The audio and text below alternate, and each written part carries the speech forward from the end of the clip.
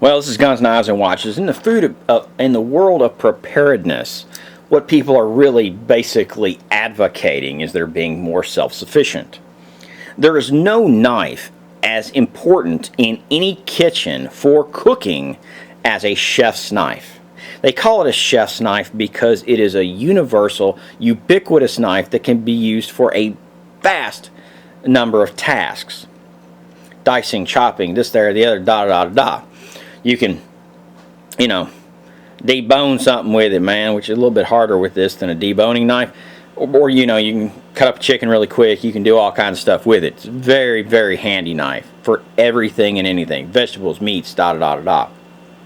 It has about an 8-inch blade on it, and supposedly is made out of high quality steel. Now, this is a Chicago cutlery knife. You can see it's been very, very, very well loved, and I'm going to tell you, the Chicago cutlery knife is an okay knife, okay?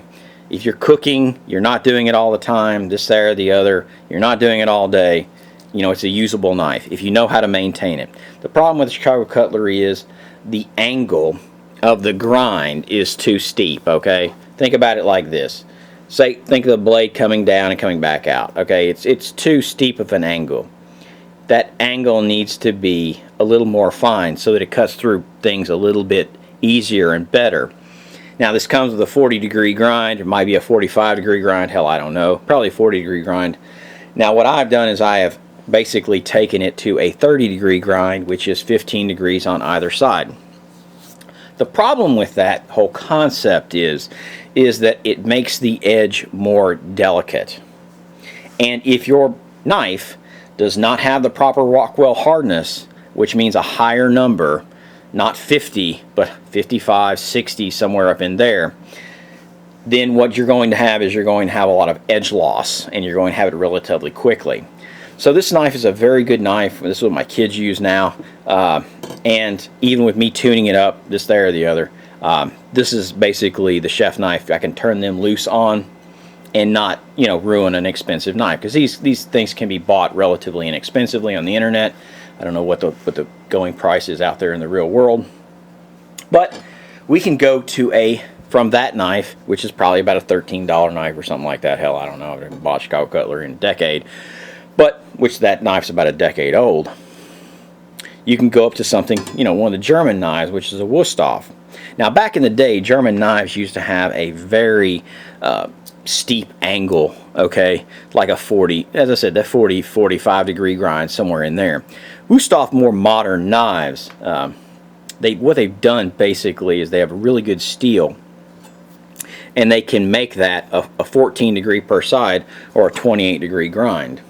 Now, if you look at the Wusthof is actually a thicker knife back here at the spine up to a certain point, and then it thins out and is thinner actually than the Chicago cutlery. So back in this region where we need the control, we need the strength, we have it, and then it goes out to a delicate edge, which makes it great for chopping through things, or when you're dicing an onion or anything like that. Where this one's pretty similar in thickness until we get right down to the tip of the end, okay? And that's one of the things that you're paying for, and why you feel the difference in the balance of the Wusthof. Where this knife is going to feel a little more blade heavy, and that sounds like it would be a great thing. Well, it is if you're chopping, but it isn't if you're using a chef's knife, okay? You want a very neutrally balanced knife, okay? If you're choking up on it, you want that control, okay? No matter how you grip the knife, you have it. Well, that's where the bolsters come in. They not only help with the balance of the knife, not only with the protection of you, they also help with the balance. Of course, these are both full tang knives, so we're not talking about something that's not full tang to something that is just a rat tail tang. But the Wustof's a good knife, and if you want to buy that German knife, it's a really good option. I'm not going to argue with you. We use a tremendous number of Wusthof knives. Now, they're steak knives, unfortunately.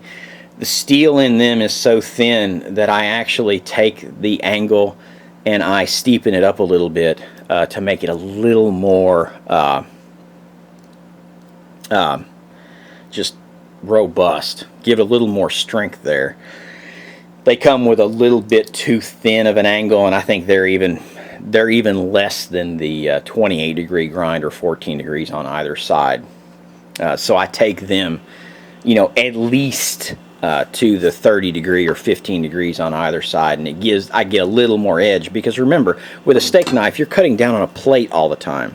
And if you have a ceramic plate, or a porcelain or whatever type of plate you have, not a porcelain, but if you have any type of glass or ceramic or any type of plate, that is the absolute worst thing for your edge. So that's why I do those that way, so that it takes some of that delicateness out of the very edge. Now, am I going to recommend either one of those? No, the Wustof's a really good choice. If you can get Wusthof at a really good sale or something like that, it's not a bad option. And we have a whole set of Wusthof, and then we have 3 of these Chicago Cutleries that I try to get the kids to use so they don't use the Wustofs. But the one that we really like and the very best buy is neither one of these knives. The one that we really prefer and the very best buy is a cheap knife. It's more expensive than Chicago Cutlery, but it's a Victorinox. And this is the Victorinox 8-inch chef knife, NSF certified, Swiss made.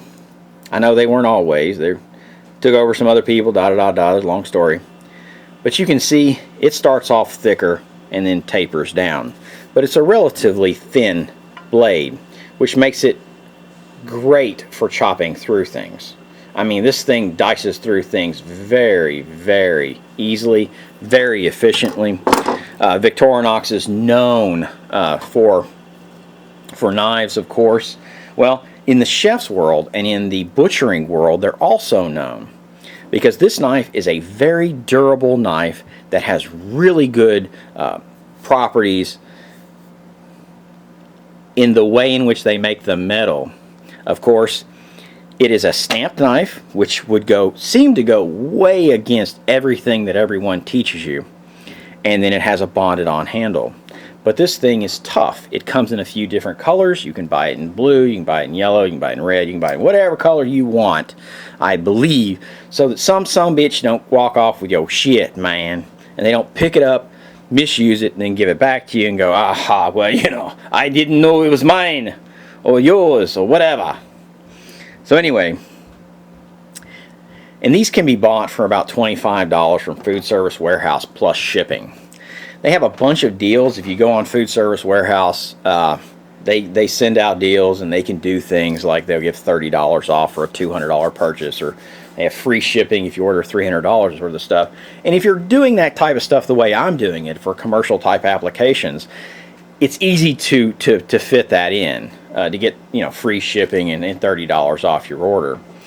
Now, they're actually basically a distribution house for a lot of different people. They're the Amazon of the food service industry. Not as big or this, that, or the other, but, it's a process. You're not going to get your stuff quite in the same amount of time as if, like, I need it tomorrow. Well, it might not be the best choice to order from them. But they have the really good price on these knives, and they have really good selection on a lot of things. That's like I bought cookie sheets, but when I buy cookie sheets, I don't buy one cookie sheet or two cookie sheets. I buy six of them, and I can get them very easily from them. 6 of them, $100. That's done, or 12 of them, or whatever, and get it at a much cheaper price than I can anywhere else. Or these knives. This Victorinox knife, I'll give you a prime example, is if you buy this on Amazon Prime right now, you're going to pay $40. They're going to tell you the list price is $46, and that's fine. But you can buy this all day, this knife, for $40. If you have a bunch of other things that you need from like Food Service Warehouse, and get that $30 off, and if you need $300 worth of stuff and you get free shipping, that's when it starts to actually, or if you have people want to go in, like if you're a part of a group and you all want to go in and buy really good chef's knives, or you want to use these things, that's what I would recommend. But as I said, I'm buying for commercial applications. I'm buying tremendous numbers of stuff. When I buy mixing bowls, I buy a passel of them. Frying pans. What size do you want? Give me 12. Whatever. So it's real easy for me. It may be more convenient for you to get it, you know, from some other place, or if you need it tomorrow. But going into the holiday season, going into this cooking, wanting to be prepared and self-reliant in this, that, or the other, you have got to have good knife skills. Your knife handling skills, not only out in the world, but in the kitchen, is important, because you have to eat. And this is just what I recommend. As I said, the Victorinox 8-inch chef's knife. If I had one knife in the kitchen, that's the knife I'd go for. If I only could have one knife, that's what I would go for. Then I would get a, you know, a paring knife, and you know, I could do a lot of stuff with that. This is Guns, Knives, and Watches. Peace out. Have a good one. Yeah!